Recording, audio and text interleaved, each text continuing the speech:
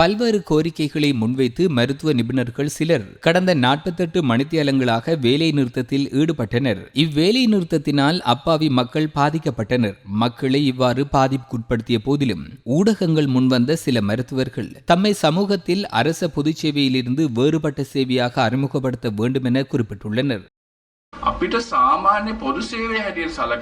எம்மை ஒரு சாதாரண பொதுச் சேவையாக கருதுவது மாற்றப்பட வேண்டும். அரச மருத்துவ அதிகாரிகளுக்கான கொடுப்பனவுகள் உண்டு. பொது கொடுப்பனவுகள் தொடர்பாக சரியான முடிவு அரசாங்கத்திடம் இல்லை. அது மட்டுமன்றி நிதி தொடர்பான கோரிக்கைகளுக்கு அப்பால் பல கோரிக்கைகளை முன்வைத்திருந்தோம். எமது பிள்ளைகளை பாடசாலைகளுக்கு அனுமதிப்பது தொடர்பாக பல சுற்று பேச்சுவார்த்தைகளை நடத்தினோம். அவற்றுக்கு சரியான தீர்வு கிட்டவில்லை. இது தொடர்பாக பேச்சுவார்த்தைகளை நடத்தி பதில் கிடைக்காமையினால் நாம் இந்த தொழிற்சங்க நடவடிக்கையை முன்னெடுத்தோம். சம்பளம் தொடர்பான எவ்வித பிரச்சனையும் இல்லை. சம்பளம் அதிகரித்துள்ளது.